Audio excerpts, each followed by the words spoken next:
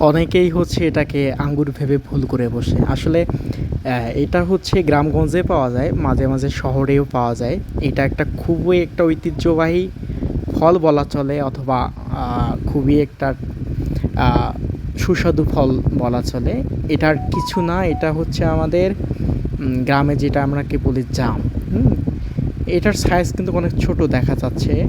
অনেকেই এটাকে কালো আঙ্গুর ভেবে আবার ভুল করে বসবে।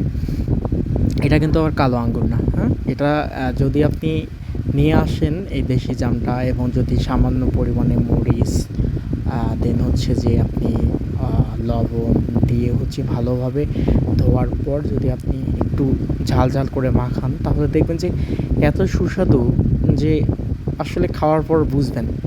আসলে এটার আহ, স- স্বাস্থ্যগত একটা উপকারিতা আছে। যেমন এটা হচ্ছে অনেকটা ডায়াবেটিস কন্ট্রোলের জন্য আমরা ইউজ করে থাকি বা খেয়ে থাকি।